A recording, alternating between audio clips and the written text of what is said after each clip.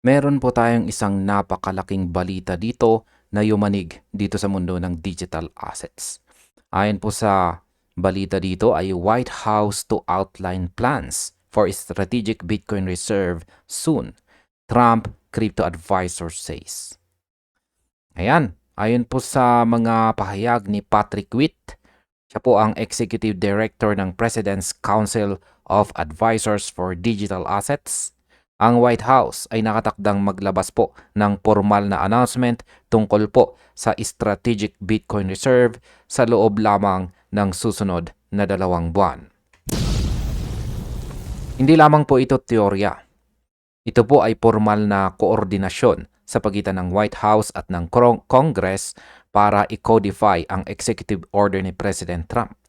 Habang si Bitcoin ang bida sa balitang ito, ang epekto nito sa buong market, partikular po kay XRP, ay napakalaki. Kaya sa video na ito ay pag-uusapan po natin ang balitang ito kasabay ng ating napakadetalye at masusing technical analysis para sa chart ni XRP.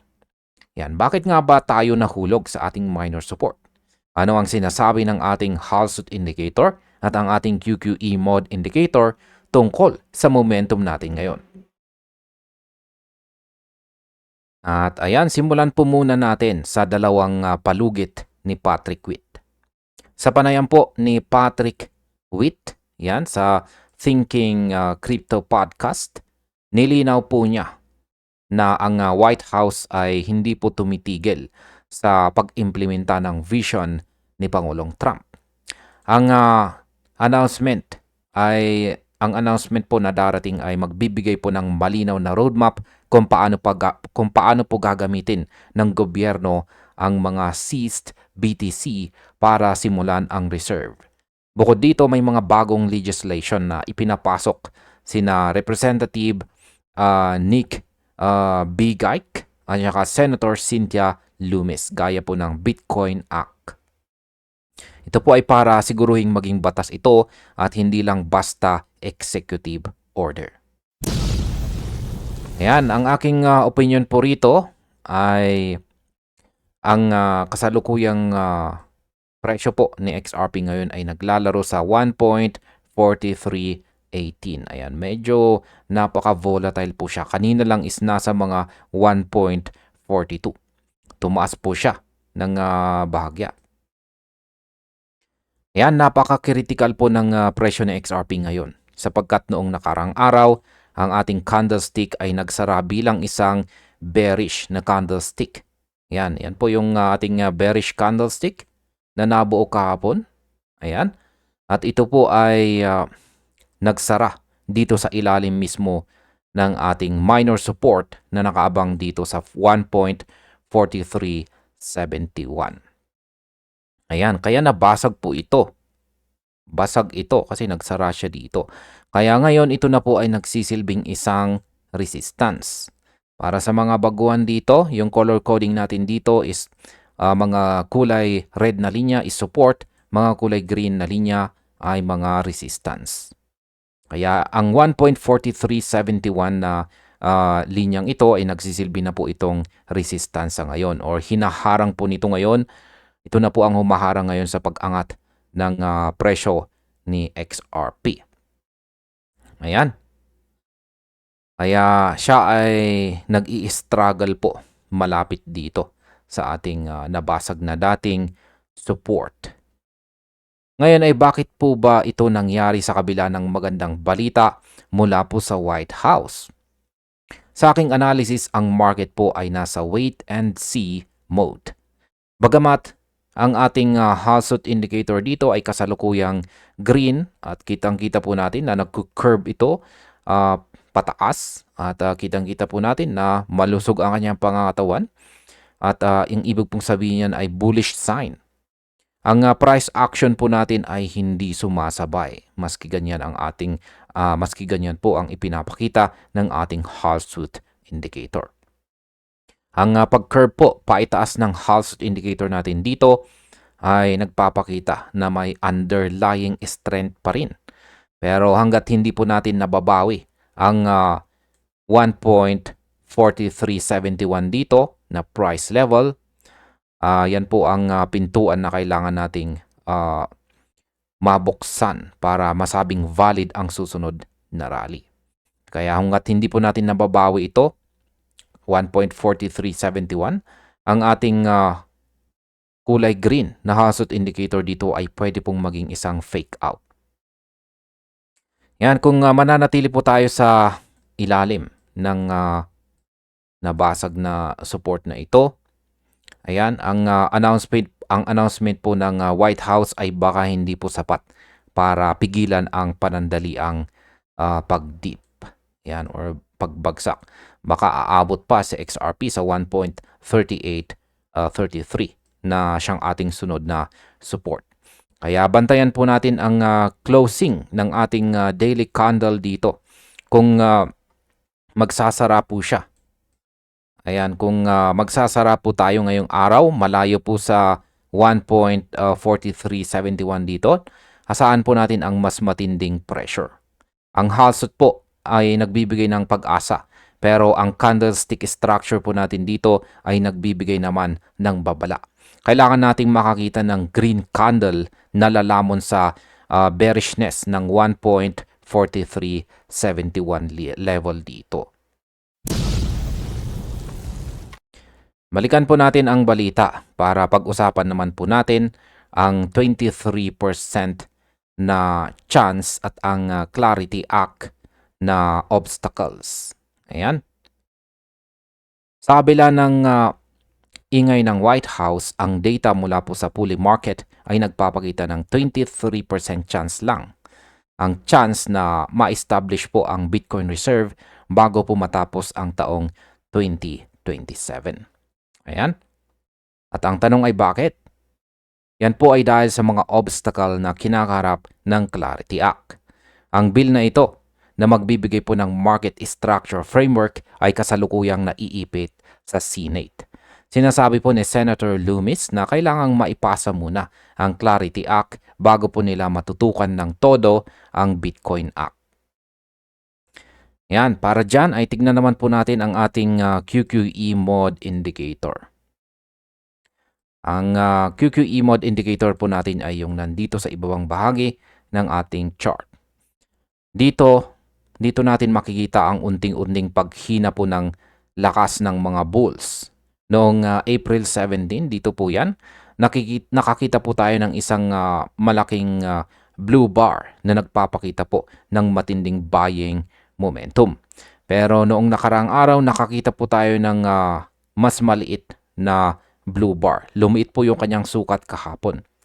At ngayon sa kasalukuyan, nakakita po tayo ng mas maliit naman na sukat ng blue bar na nabubuo dito. Ayan. Kaya ang ibig pong sabihin nito ay isang momentum exhaustion. Ang mga buyers po ay napapagod na. Kapag ang blue bars ng QQE mod natin ay lumiliit tulad nito, sinasabi po nito sa atin na ang buying pressure ay mabilis na bumababa. Ito ang dahilan kung bakit kahit green ang ating hazard indicator dito, nahihirapan po sa XRP na umakyat. Ang 23% na mababang odds sa Pulley Market ay tila nagre-reflect po sa ating QQE mod indicator kung saan ay may pag-aalinlangan ang mga traders.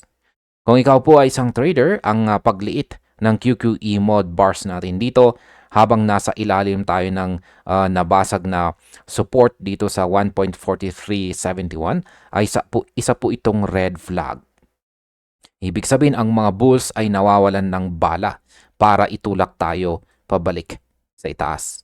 Hanggat hindi po tayo nakakakita ng panibagong large na blue bar dito or malaking blue bar na mabuo, ang risk na bumagsak tayo sa susunod na level dito ay mataas. Ang momentum po ay parang gasolina. Kapag paubos na ito, titigil po ang sasakyan o kaya naman ay aatras ito sa kalsada. Balikan naman po natin ulit ang ating balita para pag-usapan naman ang Mind in America Act at ang laban sa Senate. Ayan. Isang mahalagang aspeto ng ulat dito ng CoinGape ay ang pagbanggit po sa Mind in America Act. Ipinakilala po ito ni Senators Bill Cassidy at saka Cynthia Lummis para palakasin ang BTC mining sa Amerika at i-codify ang strategic reserve. Layunin po nito na gawing digital asset capital ang United States. Pero ang malaking hadlang ay ang posibleng pagbawi ng Democrats sa Senate at saka House na kilala sa kanilang anti-crypto stance noong panahon ni Biden. Dahil po sa political na kawalang katiyakan na ito, kailangan nating iset ang ating mga safety nets dito sa ating chart. Ang ating kasalukuyang minor support ay nandito na po sa 1.3833. Kung ang QQE mod indicator natin dito ay magpapatuloy po sa pagliit na kanyang binubuong mga sukat at tuluyang maging kulay red, ang 1.3833. Yan ang ating susunod na destinasyon. Ngayon ay bakit naman po mahalaga ang ating 1.3833 na support dito? Dahil ito po kasi ang huling depensa bago natin harapin ang ating major support naman dito sa 1.3211 at 1.2234. Ayan. Kaya sa aking technical analysis, ang 1.3833 ay dapat pong mag-hold o manatili para ang ating bullish structure sa mas malaking para po magkaroon tayo ng bullish structure sa mas malaking time frame.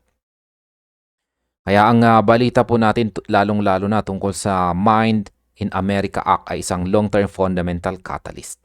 Pero ang ating indicators po dito ay nagsasabing sa short term may correction na nagaganap. Huwag po tayong matakot sa dip, pero wag din po tayong maging pabaya. Ang 1.3211 at ang 1.2234 dito ay napakalalim po na mga supports. At kung aabot man tayo sa mga price level na ito, ibig sabihin ay nabigo po ang mga bulls na i-capitalize ang White House announcement. Kaya ang aking opinion po dito ay gamitin po natin ang 1.3833 dito bilang ating alert level. Kapag tinamaan po ito, tignan natin kung magkakaroon po ng V-shape recovery. Kung wala, kailangan nating maghanda para sa mas mahabang consolidation dito po sa ibaba. Ang Bitcoin Reserve ay isa po itong vision, pero ang price action po natin dito sa 1.3833 ay isa pong realidad.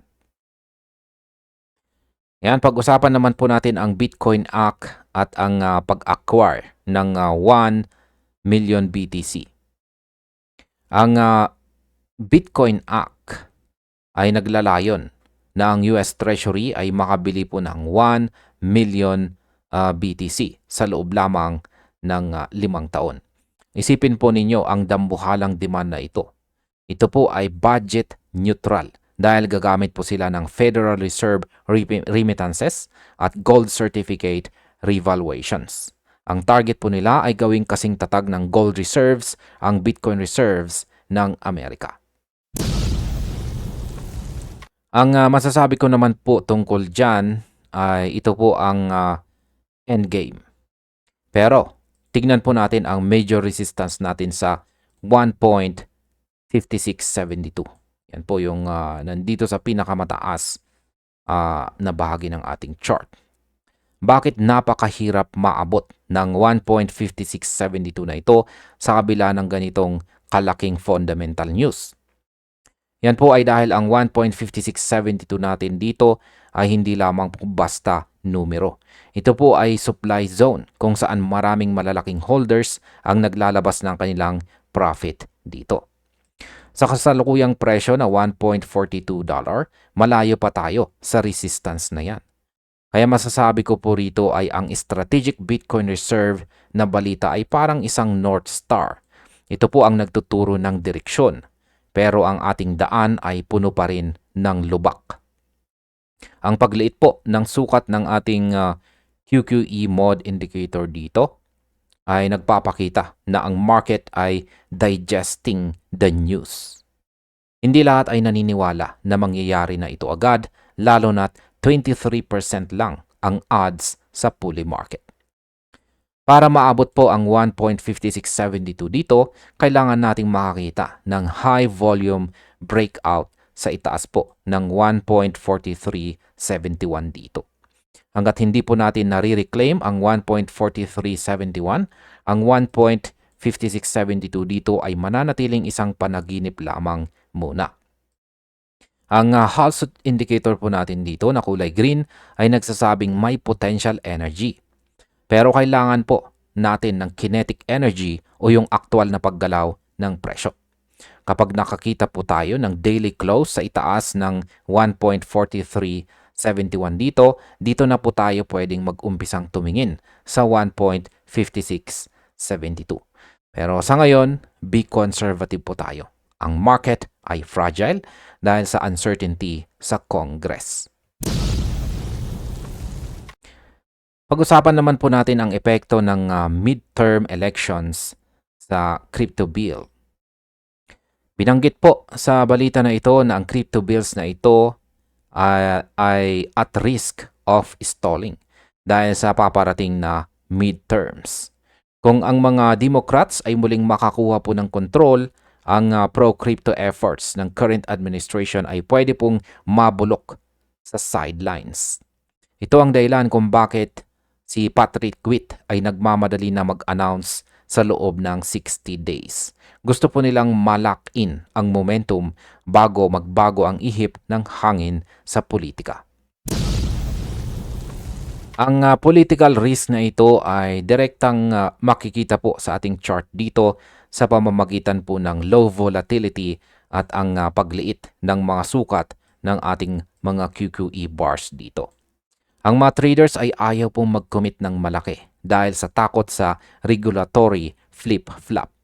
Kung titingnan po natin ang ating chart dito, ang presyong $1.42 ay tila hanging in the balance. Ang aking technical conclusion para sa chart ni XRP ngayon ay si XRP po ay nasa isang deciding point. Ang ating Halsut indicator dito na kulay green at nag-curve pataas ay ang ating bullish shield. Pero ang ating QQE mod bars na pilit ng na paliit po ng paliit ay ang ating bearish sword. Kung ang bar bukas ay maging mas maliit pa o kaya ay maging kulay red, asahan po natin ang pagbisita dito sa 1.3833 na siyang ating sunod na minor support. Pero kung bukas ay biglang may lumabas na formal na dokumento mula sa White House at makakita po tayo ng reclaim dito sa 1.4371, yan na ang ating go signal. Ang opinion ko po dito ay disiplina. Yan, ang tangi kong masasabi dito ay disiplina. Huwag po tayong mag-FOMO o fear of missing out sa balita ng White House hanggat hindi po natin nakikita ang confirmation dito sa ating chart. Ang mga institution ay naghihintay po ng clarity at tayo rin ay dapat maghintay ng technical clarity. Ang 1.4371 dito ang siyang ating trigger. Ang 1.3833 naman dito ang siyang ating safety net. At ang 1.3211 dito ang ating last stand. Pag-usapan naman po natin ang roadmap para sa susunod na 60 days. Yan. Sa kabuuan po ng balitang ito, ang pahayag po ni Patrick Witt ay isang napakalaking catalyst na dapat po nating bantayan sa susunod na 2 buwan. Ang Strategic Bitcoin Reserve ay hindi na lamang po usap-asapan sa kanto. Ito ay isang pambansang polisiya na binabalangkas na po sa White House. Pero habang hinihintay po natin ang official announcement, manatili po tayong nakatutok sa ating mga charts. Sa XRP, sa presyong $1.42 ay nasa gitna ng labanan. Ang nabasag po na 1.4371 bilang support ay kailangan pong mabawi. Ang ating Halsut ay kailangang manatiling green dito at ang ating QQE mod indicator naman dito ay kailangang magpakita muli ng lakas. Kaya yan po ang kailangan po nating tutukan dito. At hanggang dito na lamang po tayo sa video na ito mga ka-crypto. Marami pong salamat sa panonood.